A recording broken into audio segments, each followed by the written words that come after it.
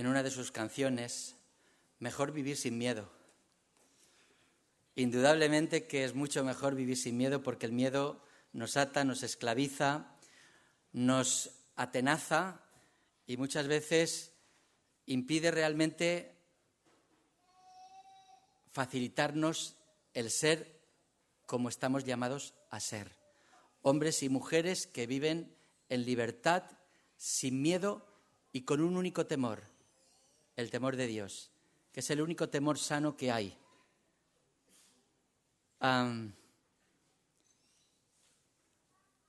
Todos nosotros padecemos miedos, unos a unas cosas, otros a otras. Y hay un miedo muy generalizado en los jóvenes, hay miedos infundados y miedos más reales, pero hay un miedo que siempre en verano desaparece en la mayoría de jóvenes, y es el miedo a los exámenes, porque en vacaciones se acaban los exámenes. Los que lo han hecho bien durante el curso tienen un verano de fábula. Los que de alguna manera les queda alguna que otra asignatura, pues tendrán que estar combinando descanso y estudio para prepararse y a enfrentarse al temor del examen de septiembre. Pero temor que tienen que vencer, porque si uno se prepara, lo aprueba sin más y punto. Pero yo estaba pensando precisamente en esto, estaba pensando en lo que para los jóvenes, y no tan jóvenes, porque hay personas que no son tan jóvenes y siguen rindiendo exámenes, lo que rendir exámenes supone, pero me hizo pensar en mi propia vida como creyente, como cristiano. Si Dios tuviera que evaluarme, si Dios tuviera que examinarme, si tuviera que darme un aprobado o un suspendido final, ¿cómo me calificaría? Me pregunto, ¿qué preguntas haría en su examen? ¿Qué tipo de preguntas pondría delante de mí? ¿Qué aspectos le daría importancia, valor y pondría más puntos? ¿O qué otros aspectos restaría puntos? Pero lo cierto es que me imagino ese examen, el examen de mi vida delante del Señor, rindiendo en dos grandes materias. La materia relación con Dios, la materia relación con el prójimo. Y si empezáramos por esta segunda materia, yo estoy casi convencido que el tipo de preguntas que Dios haría en esta gran área serían del tipo de, por ejemplo, ¿qué tal te portas con la mujer que te di? Esa podría ser una buena pregunta que me haría el Señor. ¿La amas? ¿Te preocupas por ella? ¿Le eres fiel? ¿Qué detalles tienes con ella? ¿Qué tal tu comunicación? Cuando te enfadas con ella, ¿cuánto tiempo tardas en buscar la reconciliación? ¿Das tú el primer paso? ¿Esperas que lo haga ella? Posiblemente serían ese tipo de preguntas. Pasaría a lo mejor al campo de los hijos y me diría, bueno, ¿qué tal tu relación con ellos? ¿Hablas con frecuencia? ¿Te interesas por saber qué cosas son las que les preocupan? ¿Les hablas de mí? ¿Oras por ellos? ¿Les ayudas en sus desafíos? ¿En sus pruebas? Y después tal vez pasaría al apartado iglesia. Y posiblemente me preguntaría, ¿qué tal tu relación con los hermanos? ¿Tienes algún conflicto con alguno de ellos? ¿Eres amable con ellos? ¿Respondes ante sus necesidades o miras para otro lado cuando te necesitan? ¿Oras por ellos?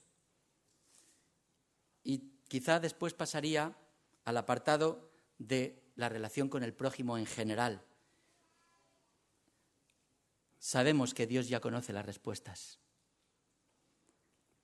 Y nosotros sabemos que solo podríamos contestar a estas preguntas con total honestidad, porque Él sabe si estamos diciendo o no la verdad. Pero antes de hacerme todas esas preguntas de esa gran materia que significa la relación con el prójimo, estoy convencido que abordaría la otra materia, mi relación con Él, mi relación con Dios. Y en estas dos materias, el orden de los factores sí que altera el producto, sí que altera el resultado, porque todo lo que tiene que ver con mi relación con el prójimo parte de mi relación con Dios. Si en esta primera materia uno no está a la altura, la otra se cae por sí misma. Nos recuerda la palabra de Dios lo siguiente: en esto conocemos que amamos a los hijos de Dios, cuando amamos a Dios y guardamos sus mandamientos. Esto es lo que nos dice la primera de las epístolas de Juan en el capítulo 5, versículo 2. ¿Imagináis qué tipo de preguntas podría hacernos Dios en esta primera materia, es decir, nuestra relación con Él? Yo estoy convencido que no serían las preguntas típicas que a veces algunos piensan, ¿no? Es decir, bueno, tú asistes con frecuencia al culto, vas cada domingo al culto, asistes al culto de oración, horas antes de comer, te levantas por la mañana y... No serían ese tipo de preguntas, estoy convencido. Tal vez serían de otro tipo. Yo me imagino que las preguntas de Dios serían: ¿me amas? ¿Me buscas? ¿Cuánto tiempo pasas conmigo? ¿Anhelas estar en mi presencia? ¿Te cuesta obedecerme? ¿Me sirves? ¿Me sirves con humildad? ¿Eres íntegro de corazón? Yo creo que por ahí irían las preguntas que el Señor me haría. En realidad, hermanos, más que un examen de calificación, lo que Dios probablemente haría con nosotros sería una especie de chequeo médico del alma. Porque tanto en ese primer bloque de materia, relación con Dios, como en el segundo, relación con el prójimo, en ambos, las preguntas, todas ellas girarían en torno a un solo eje. ¿Es tu corazón, es mi corazón, conforme al corazón de Dios? ¿Es mi corazón conforme al corazón de Dios? Ese sería el eje central de este chequeo médico espiritual que Dios nos haría. Mirad, al igual que los ojos en la palabra de Dios son utilizados como símbolos para hablarnos del conocimiento de la verdad o del desconocimiento de la verdad. Se nos habla, por ejemplo, de la ceguera espiritual. El corazón y su estado sirve también para hablarnos del grado de salud, de vida espiritual, de nuestra relación con Dios y con el prójimo. Como sabéis, ambos marcos de relación tienen que ver con dos grandes mandamientos que Dios nos dio: amarle a Él con todo nuestro corazón, con toda nuestra mente, con todas nuestras fuerzas, y amar al prójimo como a nosotros mismos. De estos dos mandamientos depende toda la ley y los profetas, dijo Jesús. Fijaos qué importancia tiene.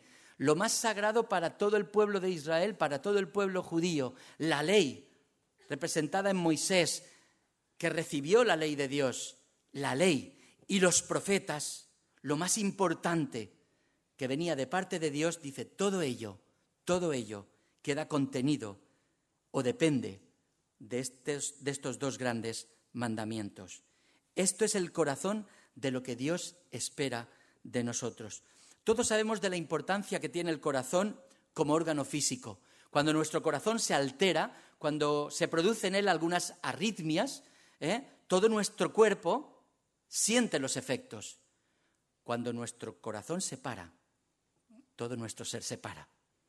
Todos sabemos lo importante que es. En el lenguaje bíblico, el corazón viene a significar el centro, lo más íntimo, el centro neurálgico de la vida espiritual y anímica del ser humano, del cual brotan la voluntad, brota todo el sentimiento, todas las emociones. Viene a ocupar una parte importantísima del mensaje de Dios, porque, como digo, es el meollo, es el eje central, es el aspecto, diríamos, nuclear de la vida espiritual del ser humano. Tanto es así que encontramos cerca de 900 versículos donde aparece el término corazón. Cerca de 900 versículos donde aparece el término corazón. Y casi todos ellos van en dos direcciones. Una, la dirección en la cual el corazón se encamina y se dirige hacia Dios. Otra, en la cual el corazón se dirige en dirección opuesta a Dios. En un sentido negativo, en la palabra de Dios se nos habla del corazón endurecido, del corazón atemorizado, del corazón enorgullecido, ensoberbecido, del que tiene doblez, del atormentado, del que siente y tiene amargura, del acongojado, del entristecido y un larguísimo etcétera.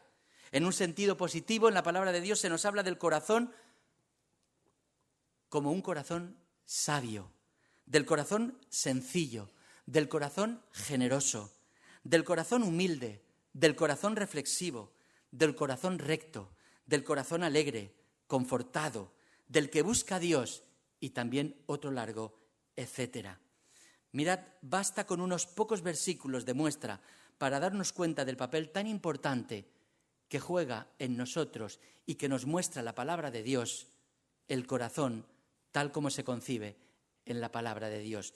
Mirad, quiero dejaros como algunas perlas, diríamos, algunos versículos de la palabra que hacen referencia al corazón. En unos, como vamos a ver, en ese sentido que nos aleja de Dios.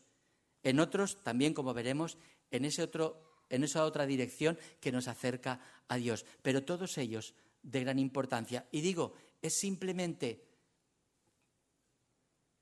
unos pocos versículos. Unos pocos. Ya digo que hay casi 900 versículos, pero dejadme que os comparta unos. Y voy a ir uno a uno y voy a dejar una pequeña pausa para que en cada versículo pensemos, reflexionemos. Génesis 6, 5 y 6, 6. Y vio Jehová que la maldad de los hombres era mucha en la tierra, y que todo designio de los pensamientos del corazón de ellos era de continuo solamente el mal. En el versículo 6 dice, y se arrepintió Jehová de haber hecho hombre en la tierra, y le dolió en su corazón. Éxodo 8:32. Mas Faraón endureció aún esta vez su corazón y no dejó ir al pueblo. Primero de Crónicas 16:10. Alégrese el corazón de los que buscan a Dios. Segundo de Crónicas 6:38. Si se convirtieren a ti de todo su corazón y de toda su alma, hago un pequeño salto, y oraren hacia la tierra que tú diste a tus padres, hacia la ciudad que tú elegiste, salto, yo abriré las ventanas de los cielos. Salmo 24, versículos 3 y 4. ¿Quién subirá al monte de Jehová? ¿Y quién estará en su lugar santo? El limpio de manos y puro de corazón, el que no ha elevado su alma a cosas vanas, ni jurado con engaño. Salmo 73, 1. Ciertamente es bueno Dios para con Israel, para con los limpios de corazón. Salmo 139, versículo 23. Examíname, oh Dios, y conoce mi corazón. Pruébame y conoce mis pensamientos. Proverbio 10, 8. El sabio de corazón recibirá los mandamientos, mas el necio de labios caerá.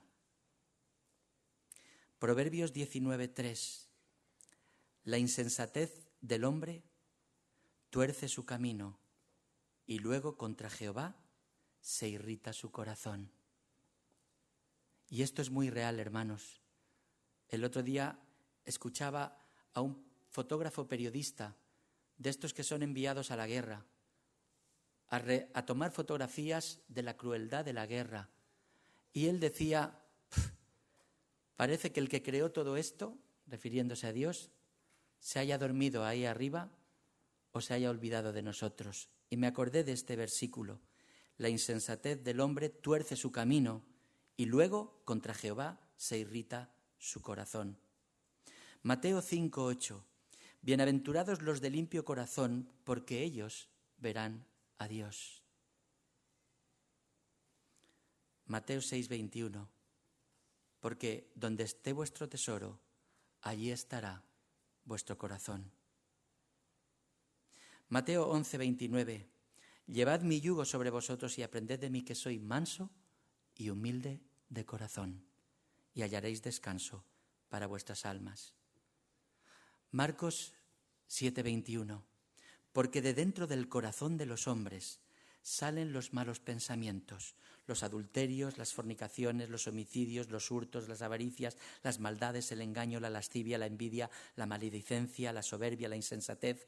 Todas estas maldades de dentro salen y contaminan al hombre. Y por último, Lucas 6:45. El hombre bueno, del buen tesoro de su corazón, saca lo bueno, y el hombre malo, del mal tesoro de su corazón, saca lo malo, porque de la abundancia del corazón habla la boca. Quedémonos con este último versículo como síntesis de todos los que hemos leído. ¿Qué hay en el tesoro de nuestro corazón? ¿De qué alimentamos nuestro corazón? Para que la respuesta de nuestro corazón hacia el prójimo sea buena, habremos de llenarlo de todo lo bueno. Y sabemos que todo lo bueno parte de Dios. Todo lo bueno viene de parte de nuestro Dios. Así que necesito buscar a Dios con todo mi corazón para que mi corazón se llene del tesoro de todo lo que Dios tiene para ofrecerme, de todo lo bueno que Dios tiene para darme. Y para ello, ¿sabéis qué es lo que necesito? Entrar en la presencia de Dios. Entrar en la presencia de Dios. Mirad, este concepto tenía una lectura en el Antiguo Testamento. Y este concepto tiene una nueva lectura en el Nuevo Testamento. Sabéis que en el Antiguo Testamento entrar en la presencia de Dios implicaba un lugar físico, o bien el templo que había edificado Salomón, o bien cuando les tocó estar en el exilio, cuando les tocó estar, diríamos, por el desierto, el tabernáculo que levantaban. Tanto el tabernáculo como el templo era el lugar donde la presencia de Dios se manifestaba. Y en el lugar santísimo, recordáis todos o casi todos, que solo podía entrar el sumo sacerdote una vez al año y después de haberse purificado, porque si no se purificaba antes de entrar, ¿qué es lo que pasaba? Caía muerto allí mismo.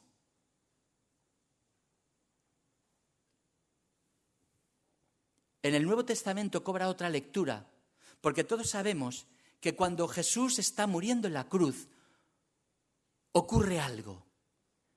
El velo del templo, ese lugar que separaba el lugar santísimo, donde estaba la presencia de Dios y donde solo podía acceder el sumo sacerdote una vez al año para interceder por el pecado del pueblo, ese velo se rasga en dos, como símbolo de que desaparece esa figura de ese sumo sacerdote temporal, porque Jesucristo pasa a ser el sumo sacerdote, aquel que va a interceder por nosotros.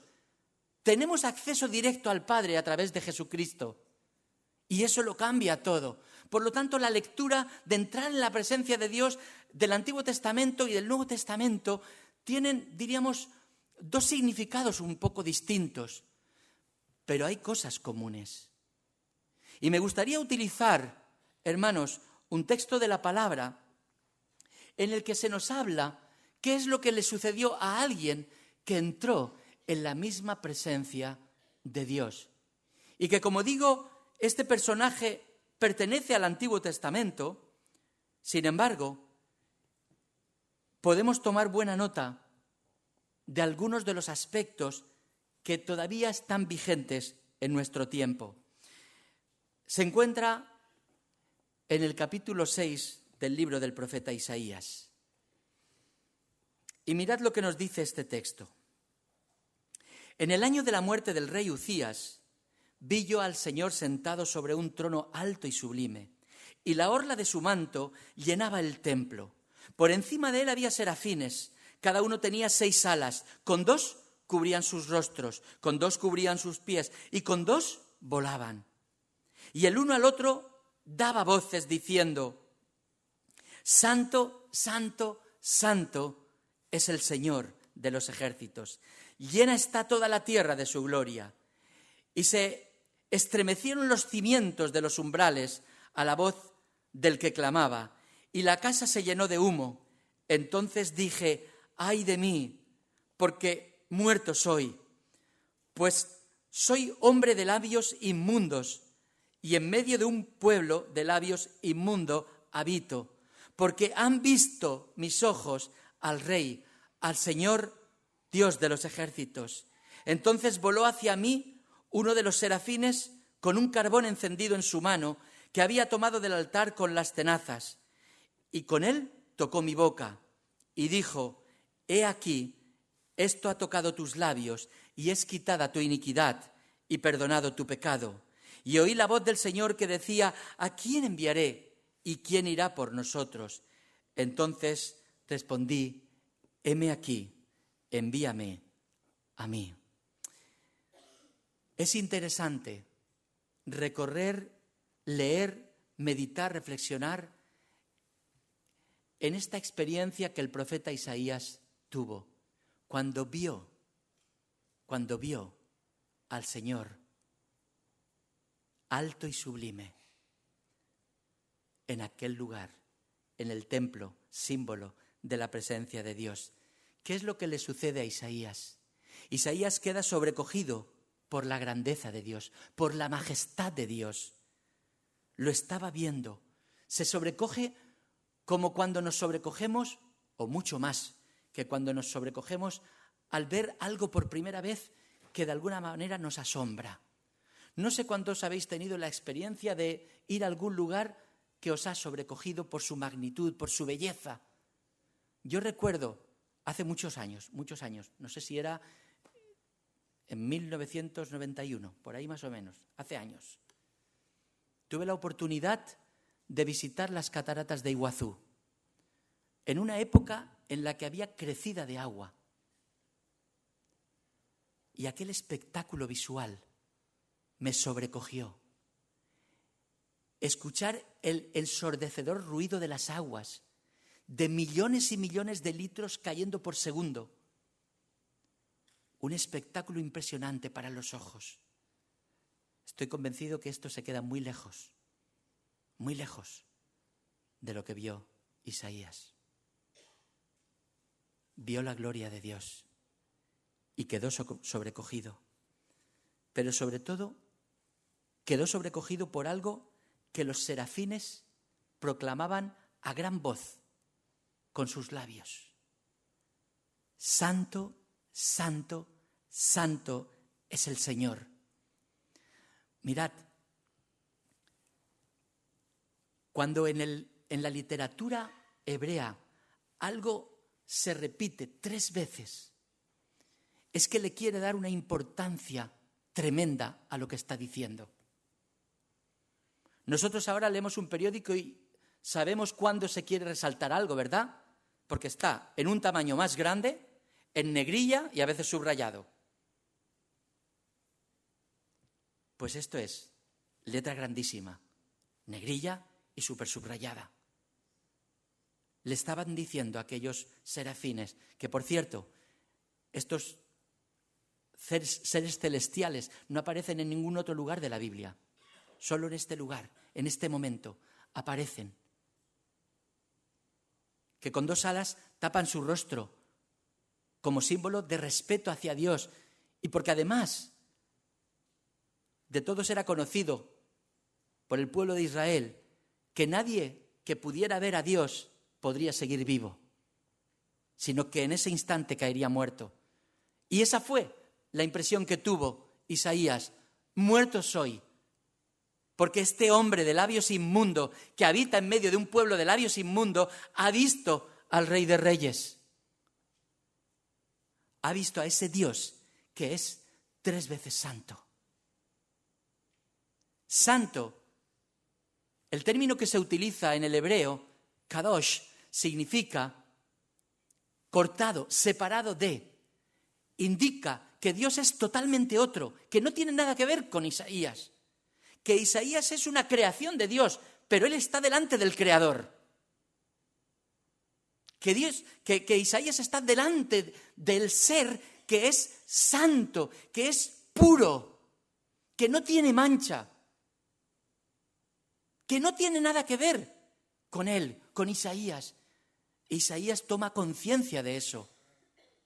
Y es por ello que dice, voy a caer aquí muerto, fulminado, delante de Dios. Pero en esto uno de los ángeles toma un carbón encendido, toca su boca con el carbón para purificarle, como símbolo de purificación. Y le dice, no temas, no temas. Ante esa escena, como digo, en la cual Isaías creía morir, Dios le purifica en su misma presencia y es perdonado su pecado. Mirad, esta experiencia de Isaías puede servirnos también a nosotros. ¿Cuándo fue la última vez que te sobrecogiste al estar delante de la presencia de Dios? ¿Cuándo fue la última vez que guardaste silencio delante de Dios? Que a lo mejor estabas en un lugar silencioso, apartado, que a lo mejor estabas contemplando un lugar hermoso de naturaleza, o tal vez estabas en una noche de estas estrellada en la que el firmamento se abre ante tus ojos y te quedas asombrado y de pronto tus pensamientos van más allá del firmamento y se centran en el creador de ese firmamento y te caes delante de la majestad de aquel que lo ha creado todo y empiezas a sentirte minúsculo, pequeño, sobrecogido por la dimensión de Dios, sobrecogido por su grandeza, pero sobrecogido sobre todo por su santidad. Y de pronto te ves contrastado con esa santidad que te conduce a mirarte a ti mismo. Y tal vez no dices muerto soy, pero empiezas a llorar y a quebrarte delante de Dios y a llorar como un niño, reconociendo que no mereces su perdón, reconociendo que no mereces su gracia, reconociendo que Él es tan puro y tú tan sucio. ¿Cuándo fue la última vez que tuviste una experiencia así? Cuando uno toma conciencia de estar delante de la misma presencia de Dios, queda sobrecogido. Cuando el Señor nos hace sentir su santidad, caemos de rodillas reconociendo lo que somos. Ante Dios no somos nada, somos indignos. Y lo último que debemos hacer es ocultar nuestra indignidad, nuestro orgullo o cualquier aspecto que esté ensuciando nuestro corazón. Lo único que podemos hacer es declararlo, confesarlo delante de Dios y decirle, Señor, aquí estoy como soy. No te puedo ocultar nada. Lo único que te pido es que me perdones y que me perdones.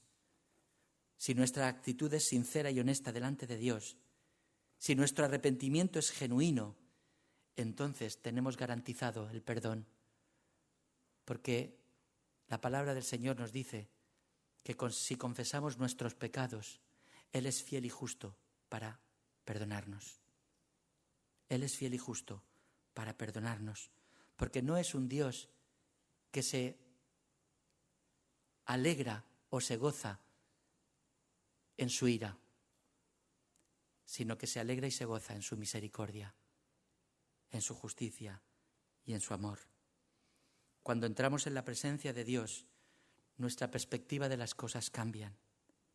Y es entonces cuando Dios nos transforma en su misma presencia, cuando Dios empieza a obrar en lo más profundo de nuestro corazón, cuando Dios empieza a sacar la basura que hay en nuestro corazón, cuando empieza a echar a lo más profundo del mar nuestro pecado, es cuando entonces empieza a llenar nuestro corazón de todo lo bueno, de todo lo puro, de todo lo honesto, de todo lo que Dios quiere transmitir al ser humano. Porque en Dios no hay oscuridad, porque en Dios todo es luz.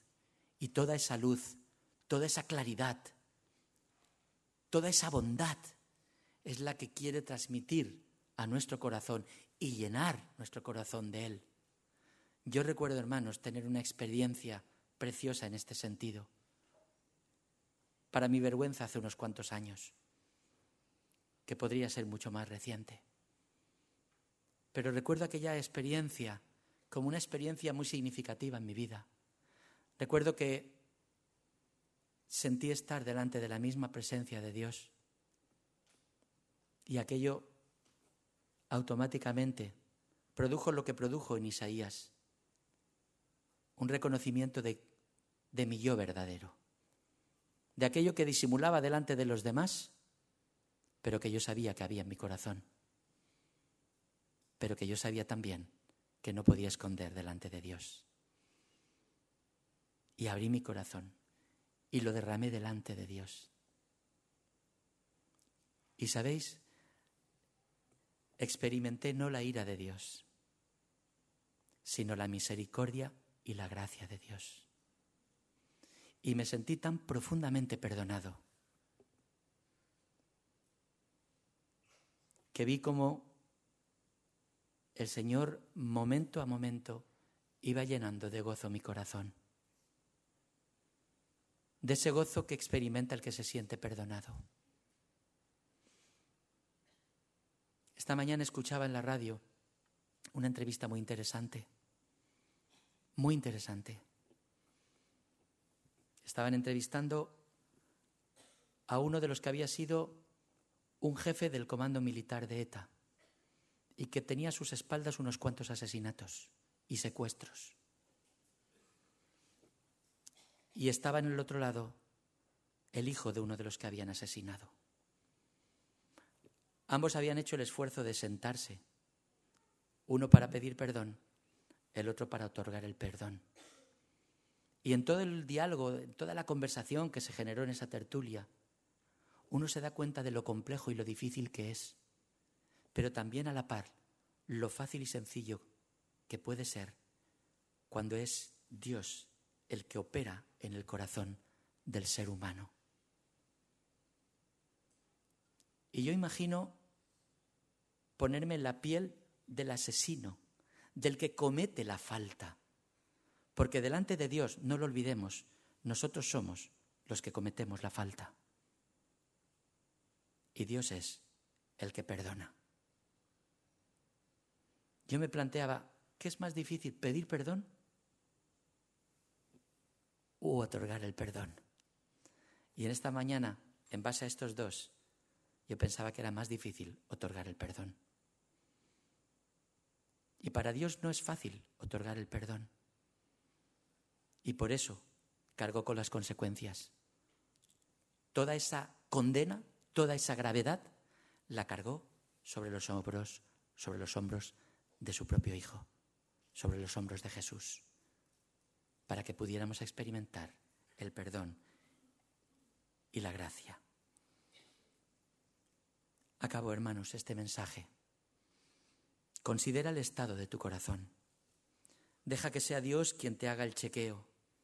Que al igual que el salmista en el Salmo 139, versículo 23, dijera: examíname, oh Dios, y conoce mi corazón, pruébame y conoce mis pensamientos, y ve si hay en mí camino de perversidad, y guíame por el camino eterno. Que esta también sea tu frase, mi frase.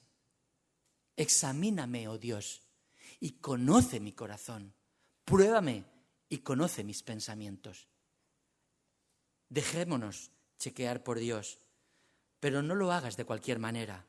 No lo hagas a la ligera. Tómate tiempo. Déjate examinar por Dios. Para ello, busca el estar en su presencia, que tal vez no requiere un lugar especial. Puedes irte y buscar un lugar paradisíaco. Es importante que haya silencio, pero también puedes hacerlo en tu habitación, la habitación de tu casa. El lugar no es lo más importante, aunque sí que es importante que haya silencio. Pero toma tu tiempo. Puede que al principio sea una experiencia algo dura, pero puede que después de derrumbarte delante de Dios, puede que después de derramar lágrimas y lágrimas,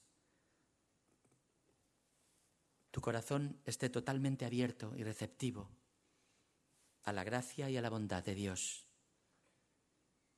Después de pedirle perdón por todo aquello que pueda estar ensuciando tu corazón, estoy convencido que el Señor purificará tu ser. ¿Recordáis el Salmo 24? Señor, ¿quién subirá a tu santo monte? ¿Quién estará delante de tu santa presencia? Dice, el limpio de manos y el puro de corazón.